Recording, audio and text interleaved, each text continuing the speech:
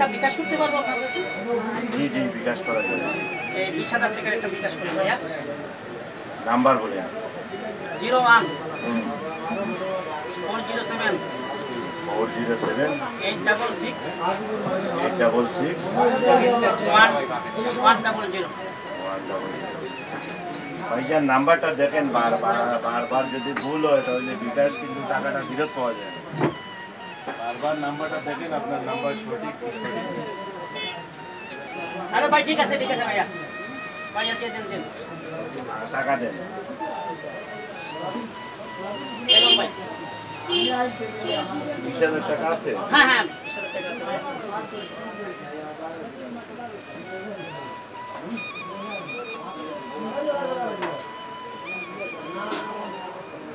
এটা কি personal number না এজেন্ট নাম্বার?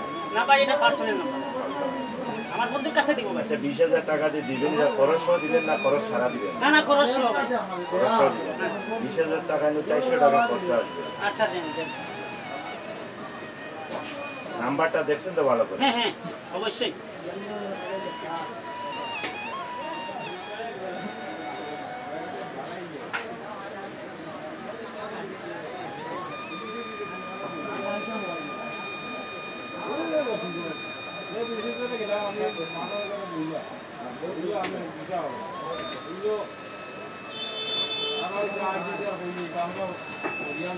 জিরো 1407 866 011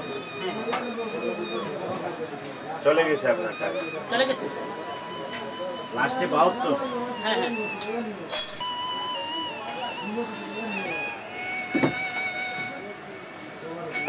হ্যাঁ বন্ধু, তুমি টাকা পেয়েছো?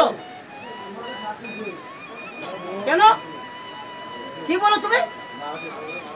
আরে আমি তো এই মুহূর্তে টাকা দিলাম, টাকা দেওয়ার পরে তো তোমাকে ফোন দিলাম। ভাই সঠিকভাবে গেছে তো?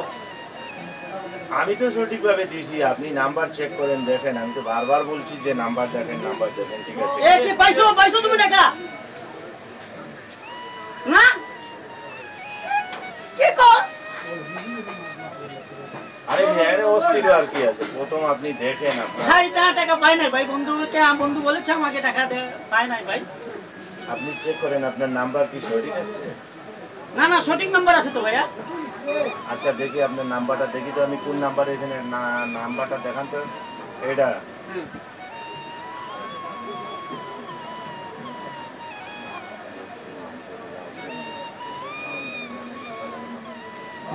আপনি তো ভুল করছেন ভাই। আপনার এটা হইলো 101 লাস্টে, আপনি 100 বলছেন। আপনাকে বারবার বলতেছি আপনি নাম্বার দেখেন।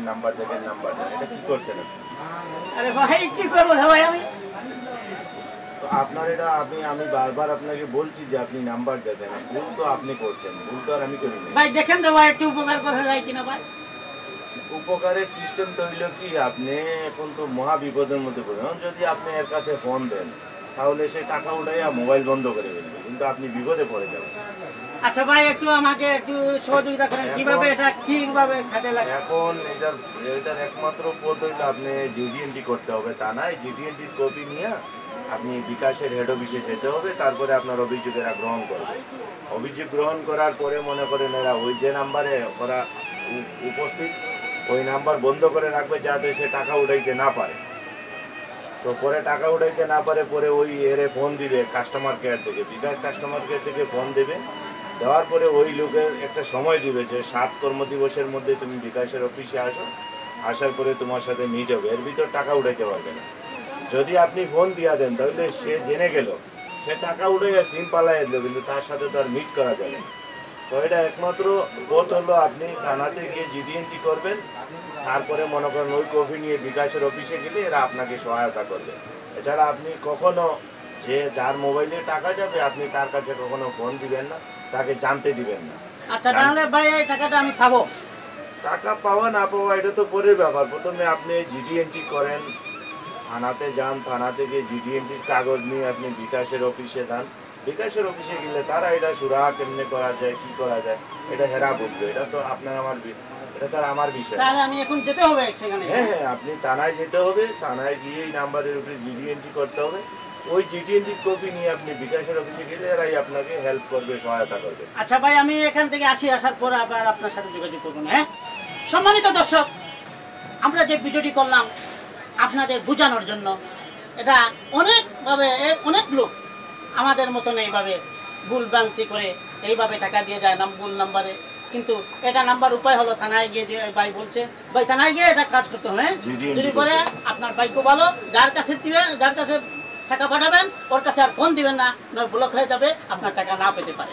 তাই আপনারা সবাই সাবধান হওয়ার জন্য, সতর্ক হওয়ার জন্য এই ভিডিওটি আপনারা পুরো ভিডিওটি দেখতে হবে। কিন্তু যদি আমাদের ভিডিওটি একটু বিন্দু মাত্র যদি আপনাদের ভালো লাগে, তাহলে আমাদের চ্যানেলটি বেশি বেশি করে লাইক, শেয়ার, কমেন্ট করবেন এবং সাবস্ক্রাইব করে আমাদের পাশে থাকবেন। ভালো থাকবেন, সুস্থ থাকবেন। ধন্যবাদ সবাইকে। আসসালামু আলাইকুম।